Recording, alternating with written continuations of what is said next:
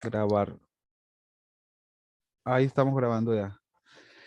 Entonces, hablando con el doctor Dolcey, me estaba diciendo que estaban muy interesados ustedes en conocer algo de esto del cambio climático y todo lo que es la climatología y cómo ustedes desde docente, desde la docencia, cómo deberían visualizar esto en su proceso de formación. Hace un tiempo estuve invitado en la normal mm, superior San Pedro Alejandrino y di un curso o di una charla sobre la interdisciplinaridad, la investigación y la formación docente. Entonces lo que hice fue agarrar todo eso, lo modifiqué y lo traje para ahora para hablarles de esto del cambio climático. Entonces, la charla de hoy es interdisciplinariedad, investigación y cambio climático, vista desde nuestros ojos, ¿no? Los ojos de docentes y futuros docentes. Eh, entonces, surgen las siguientes preguntas. Una de las primeras es, ¿a quiénes se les debe formar en investigación? Y es la investigación una actividad exclusivamente para qué tipo de personas.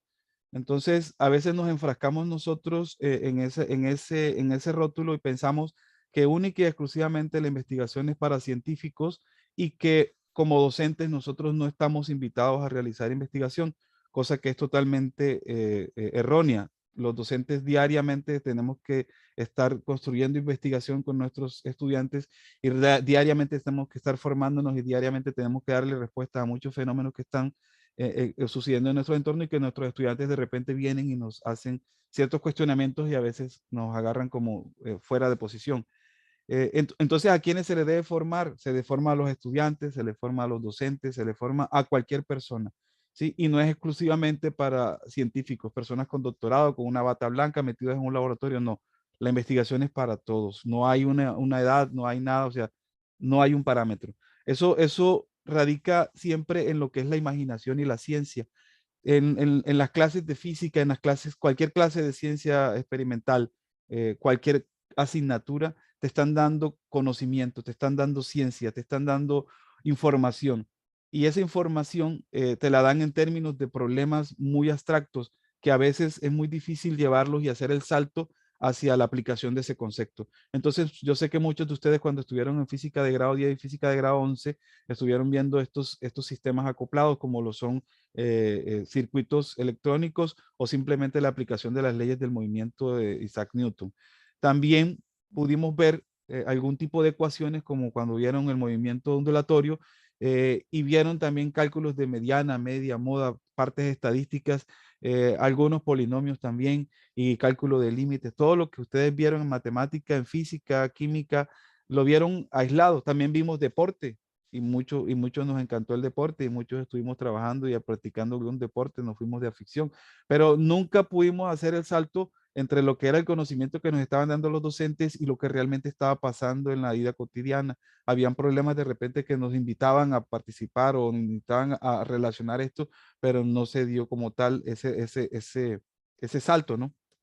Finalmente, lo que nosotros encontramos ahorita es que aparece hasta la química y todos sus compuestos, sus reacciones. Ahorita que estoy siendo profesor de química, también aquí, para decirle al doctor Dulce, ahora mismo estoy dando química también. Entonces, como profe de química, me toca hacer una vuelta y empezar a mostrarle a los muchachos cómo los elementos, cómo la electronegatividad, cómo la configuración electrónica se relaciona directamente con todo lo que tenemos, con el celular que llevamos, con todo.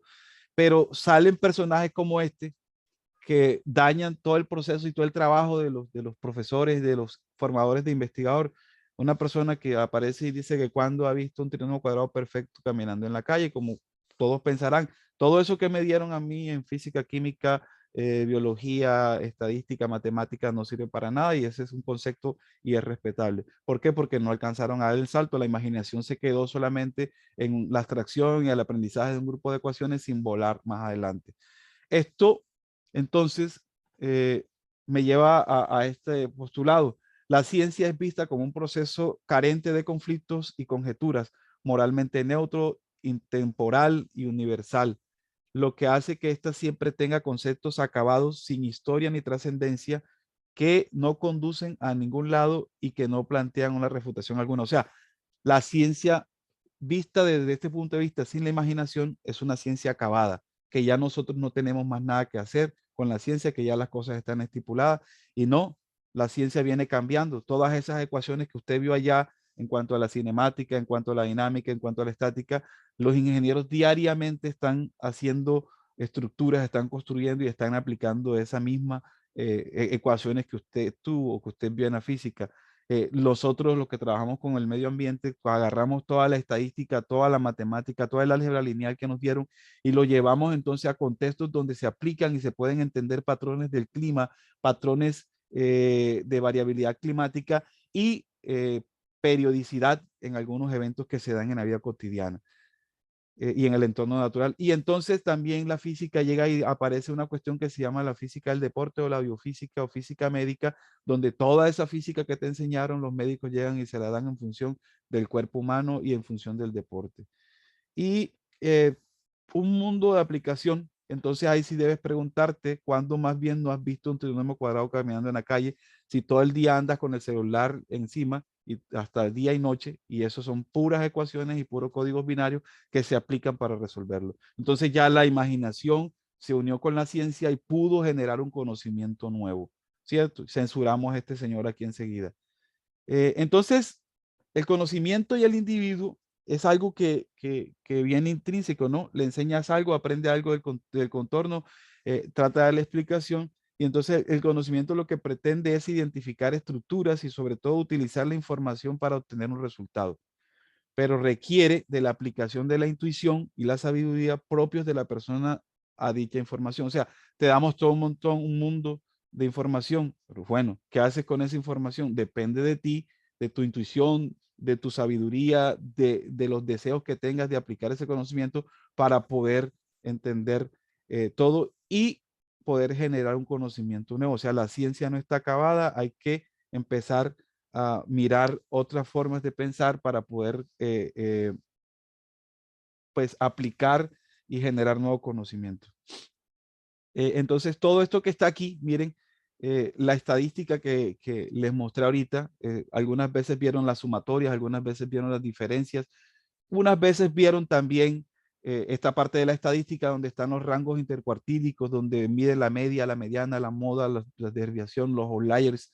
Y en todo eso, cuando te lo explican, dices, ah, ¿para qué me sirve todo esto? Bueno, ¿para qué te sirve? Ahorita mismo andamos haciendo un trabajo, desarrollamos un algoritmo, perdón, eh, con eh, unos investigadores de aquí de México y el doctor Linero en Colombia, desarrollamos un algoritmo para poder calcular, según los eventos extremos, dónde inicia y dónde finaliza las temporadas de lluvia. Y casualmente ahorita que está Santa Marta medio inundado, le habíamos predicho y había hablado con algunos compañeros que están en la política y les decía, nosotros desarrollamos un algoritmo, hicimos esta parte y miren, las lluvias van a empezar en tal fecha, van a terminar en tal fecha, pero lluvias que pasan del nivel normal, o sea que son lluvias del cuartil 3, lluvias fuertes, intensas, y elaboramos un mapa donde las lluvias iban a empezar y donde el riesgo iba a ser mucho mayor. Lastimosamente, la ciencia y la política nunca se unen y ahí tenemos a Santa Marta inundada. Entonces, si analizamos los outliers, o sea, los puntos que están por fuera, los datos atípicos en una serie de tiempo, en un conjunto de datos, o estás en una clase y miras que un pladito se porta mal, está todo el tiempo portándose mal, es un outlier, es un problema atípico, es un comportamiento atípico de lo que realmente debería ser un niño de tu edad, de la edad con la que está en el proceso de formación. Entonces tú lo que haces es que tomas ese niño y empiezas a hacerle un estudio de casos, mirar a ver su estructura de pensamiento, todo lo demás, haces todo el análisis clínico, social, económico y todo el niño y estableces algunas rutas a seguir para poder abarcar esta parte de acá. En la ciencia también hacemos lo mismo en la climatología. Miramos los outliers. ¿A qué son los outliers? Es algo que pasó, es un fenómeno que se dio que no, o sea, no es normal. ¿Por qué no es normal? Entonces hay algunos fenómenos que se llaman fenómenos de variabilidad climática que vienen asociados a algo que se llama mucho más macro, que es el cambio climático, que vienen asociados a muchos eventos y que causan, ahora sí, que una modificación en el sistema.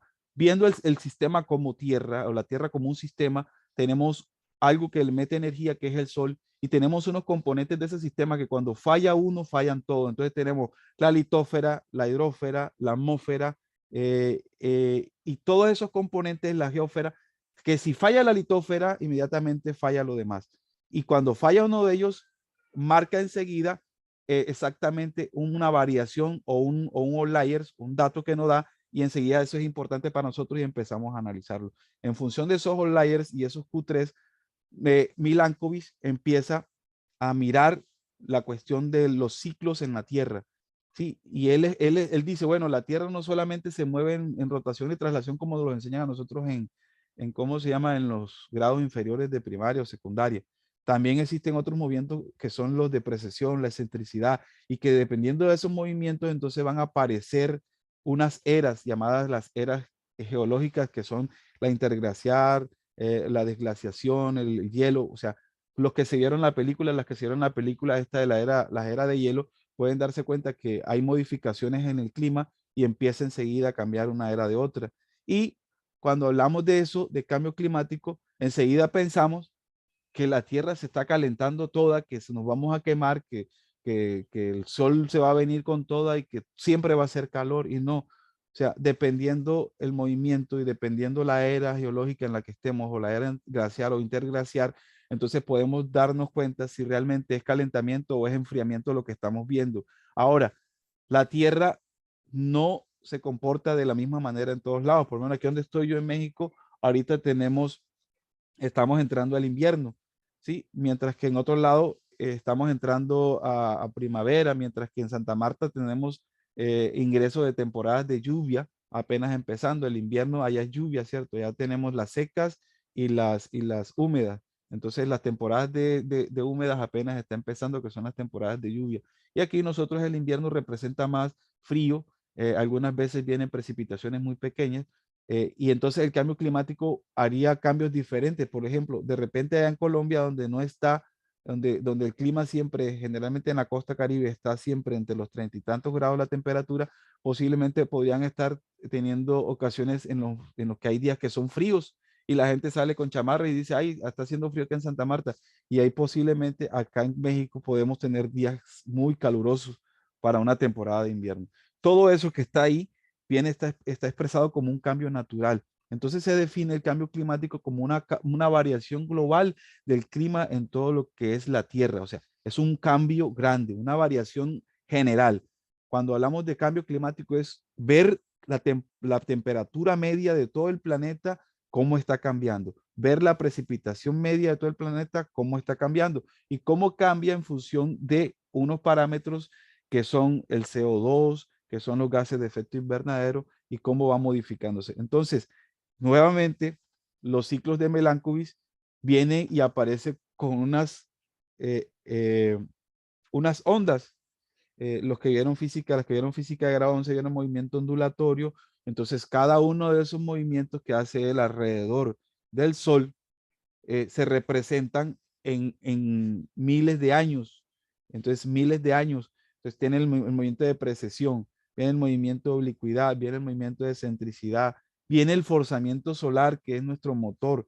Y sobre eso vienen las estaciones de glaciación. Entonces, tenemos glaciaciones en temporadas calientes y desglaciaciones en temporadas calientes y glaciaciones en temporada fría. Encontrando entonces ahora, este es ahora en el momento en el que estamos, si me pueden decir aquí, una de ustedes, ¿en qué estamos? ¿Estamos en calor o estamos en frío? Sí respondieron.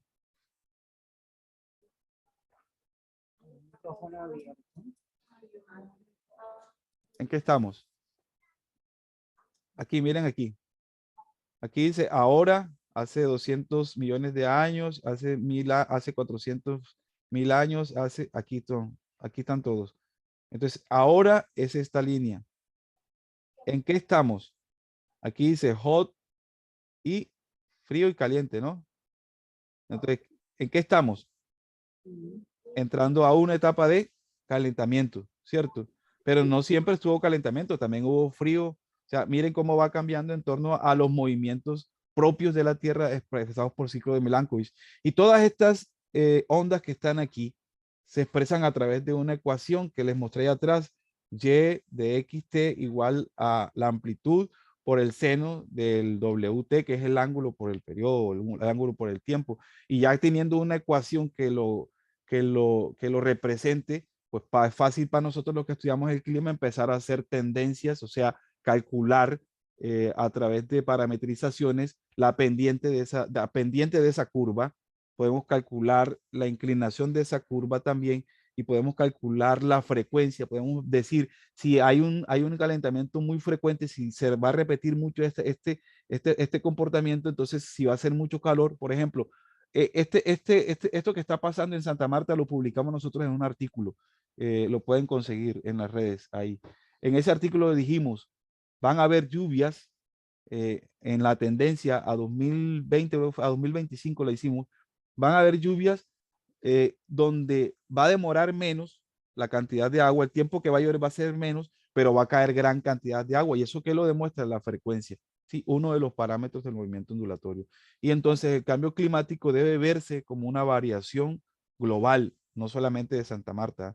Si yo hablo de la variación en Santa Marta, entonces hablaría de variabilidad climática y son fluctuaciones de las condiciones predominantes del clima en una zona determinada. Por ejemplo, Santa Marta, y ahorita me voy a ir a Santa Marta. Entonces, por ejemplo, esto es el Magdalena. Esto hace parte del artículo que publicamos. Entonces, en el Magdalena tenemos ahí el ciclo anual de la precipitación desde 1981 hasta el 2018. ¿Cómo tuvimos esos datos? Datos satelitales, información medida a través de satélites. Entonces, tenemos todos los meses, enero, febrero, marzo, abril, mayo, junio, julio, hasta diciembre. Lo más azul oscuro son mayor cantidad de precipitación que cae por unidad de tiempo, en este caso en milímetros por mes. Y lo que está más blanco, pues son menores precipitaciones. Entonces, teniendo en cuenta eso, encontramos nosotros que se establecen dos periodos de lluvia y entre el medio de ellos unos meses de intermedios o de transición que permite el cambio de una temporada a otra. Entonces, tenemos dos temporadas de lluvia, una de lluvias fuertes y una de lluvias bajas. En la lluvia fuerte, pues es la que están viviendo ahorita mismo allá. La lluvia baja se vive más que todo de abril hasta julio. Agosto sería un mes de transición y empieza septiembre otra vez con lluvias altas. Entonces, y hay unas temporadas de secas que aparentemente empiezan en enero y se distribuyen hasta el mes de marzo. Pero mire que la región costera donde estamos nosotros, miren que la sequía es bastante predominante. Empieza desde diciembre y termina por allá, o empieza en enero, febrero, marzo, abril, y en diciembre sigue todavía el comportamiento de sequía. Pero si uno analiza las tendencias, que es calcular cómo esa curva va incrementando o va disminuyendo, entonces podemos ver dónde va a aumentar más la precipitación en el departamento del Magdalena y dónde va a disminuir. Entonces, ¿en qué meses llueve más? ¿En qué meses va a tender a caer menos lluvia en ese periodo de tiempo? Entonces, lo que es azul sería tendencias negativas, es decir, disminución de la lluvia, y lo que es rojo sería incremento en la precipitación, mayores lluvias. Entonces, el mes de noviembre, exactamente octubre y noviembre, en el que estamos ahorita, ¿qué está pasando en Santa Marta? Lluvia. Incremento en la lluvia, ¿cierto? Antes de eso, el mes de noviembre no se tipificaba con un mes donde llovía. Era un mes de transición entre una temporada y otra. Gracias a la variabilidad climática y a los efectos que el cambio climático tiene sobre esta variabilidad, entonces se están dando modificaciones en este cuento de la precipitación, encontrando ahorita en octubre y noviembre unas lluvias muy extensas, y más cuando hay un fenómeno de variabilidad climática. Sobre esto, sobre estas fluctuaciones, entonces, ¿qué hicimos? A partir de toda esa matemática que la gente le tiene fobia, que le tiene rabia, y que los trinomios cuadrados perfectos no se ven caminando en la calle, empezamos a hacer un análisis de componentes o funciones empíricas ortogonales y unos análisis de densidad de potencia espectral para ver qué era lo que pasaba, y encontramos una sectorización en la precipitación en todo el departamento. O sea, en el sur llueve de una manera, en el centro llueve de otra, en la parte más norte llueve de otra, y en la zona costera, franja costera, llueve de otra. Pero cada uno de esos nodos de variabilidad expresados en términos porcentuales, la mayor varianza se expresa en el primer nodo y la segunda varianza, la menor, que es de 5.2% de la varianza, se expresa en el segundo nodo. Entonces, si le hace uno un análisis, ese análisis espacial el que está en respecto a los mapas, y el otro es un análisis temporal, una serie de tiempo. Muestra ciclos, la primera, que esta varianza o esta variabilidad en el primer nodo responde prácticamente a un ciclo anual y un ciclo que corresponde a las manchas solares y a los fenómenos de variabilidad climática como son el ENSO en sus fases frías y cálidas, que son el niño y la niña. Y ya el segundo modo de variabilidad o las formas por las cuales hay fluctuaciones en la precipitación del departamento del Magdalena es por el ciclo anual. ¿Por qué? Porque el ciclo anual permite otro fenómeno de variabilidad climática que es la zona de convergencia intertropical. Es una zona que sube y baja latitudinalmente y que cuando está más arriba trae precipitación y cuando está más abajo pues trae sequía. Entonces ella sube y baja. Entonces todo esto que está aquí responde o explica por qué varía, por qué existe una variabilidad climática en la precipitación en el departamento del Magdalena. Y así lo puede hacer uno para cada región a nivel global. Y estos fenómenos de variabilidad climática de los cuales les estaba hablando, ¿de qué se tratan? Bueno, particularmente el ENSO es el fenómeno de variabilidad climática más influyente en las variables atmosféricas y oceánicas a nivel global.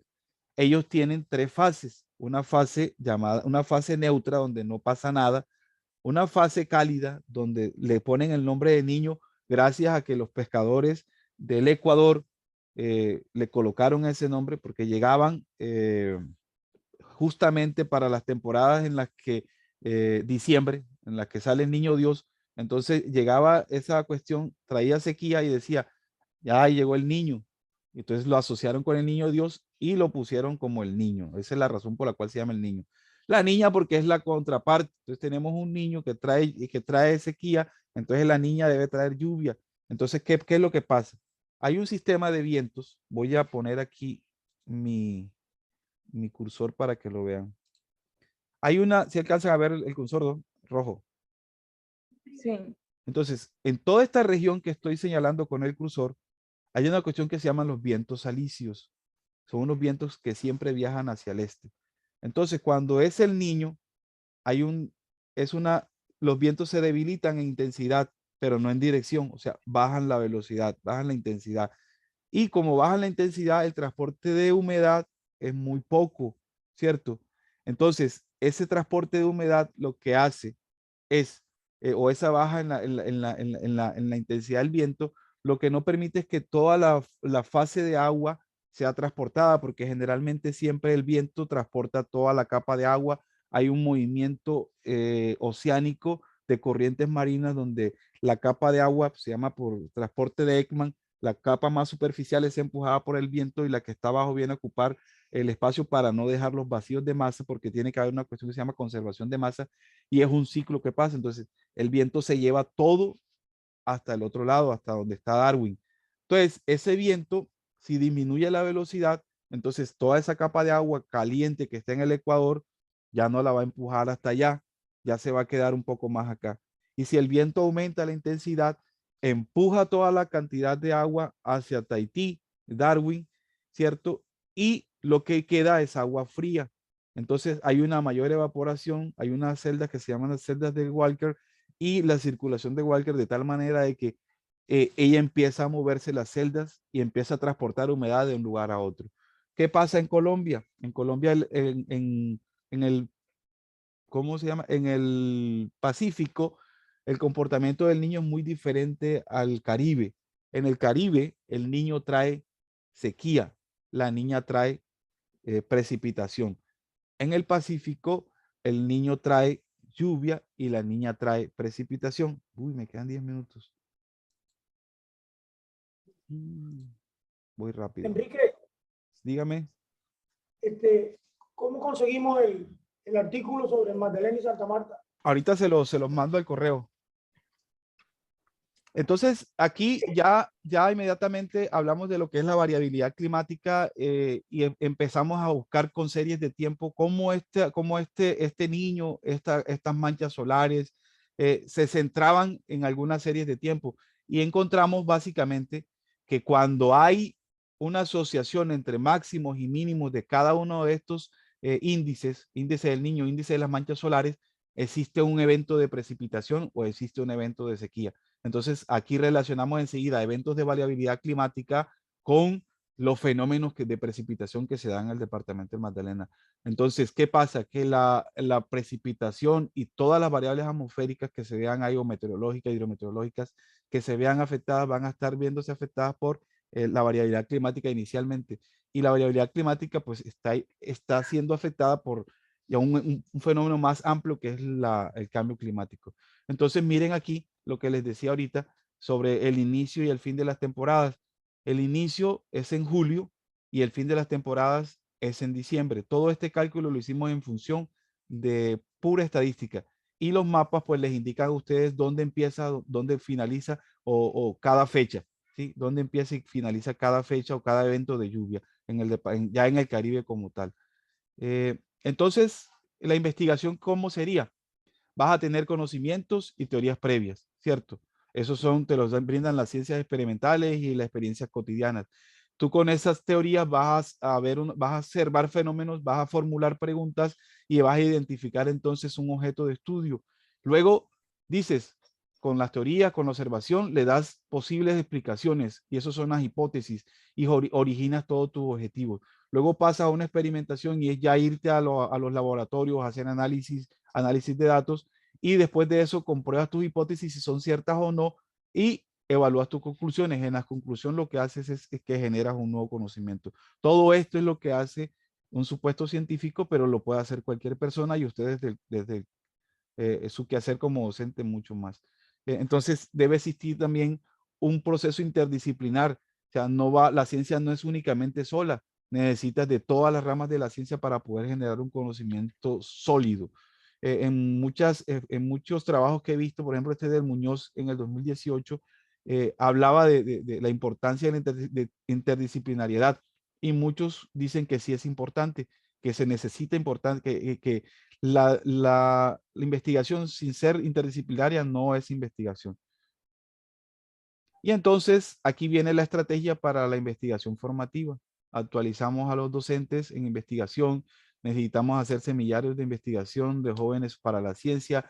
Necesitamos hacer trabajos de grado como una opción de titulación, realizar clubes de revistas donde se lean proyectos, donde se lean artículos científicos y lo demás. Se realizan seminarios como el que el profe, el doctor aquí está invitándome, un seminario, y se habla sobre la formación de los aprendizajes basados en proyectos, siguiendo toda una fase sobre la estrategia para formar a alguien en investigación. Por lo demás, ya se me acabó el tiempo aquí de Zoom. Estos son mis datos. Cualquier pregunta que tengan, cualquier sugerencia, la información que quieren que les mande, si quieren invitarme otro día, pues también hablar de algo más particular y más enfocado, pues aquí a la orden. Y pues para mí es un placer siempre hacer este tipo de eventos, ¿no? De hablar de lo que venimos haciendo y relacionarlo mucho más con esto de que es la profesión docente. Un aplauso.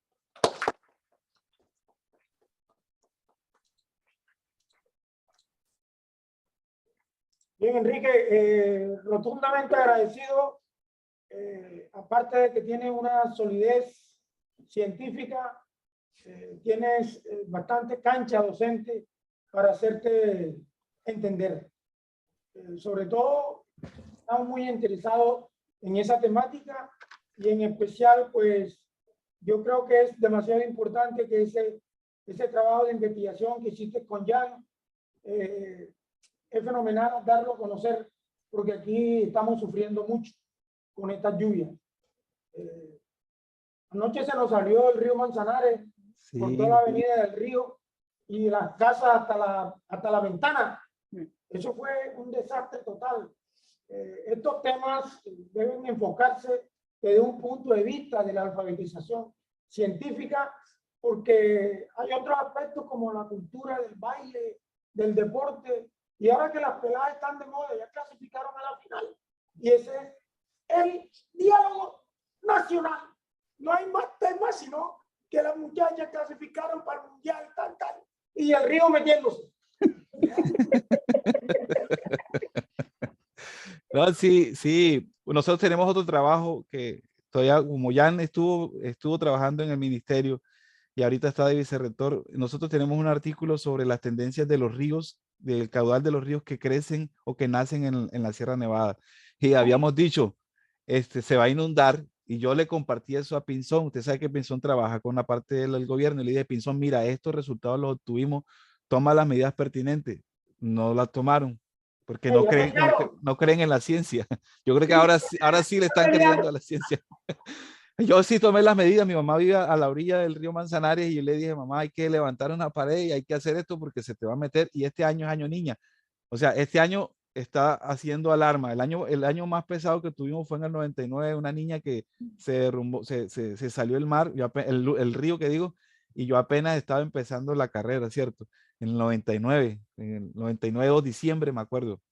Y entonces le dije, mira, la precipitación va a ser tanta y la lluvia va a crecer tanto y los ríos van a crecer que se va a desbordar. Y le dije a mi mamá, vamos a subir toda la casa, y casi que se inundó todo el barrio. Las Vegas se inundó fundamentalmente. O sea, Las Vegas, Simón Bolívar, todo eso se inundó. Las Malvinas ni se diga.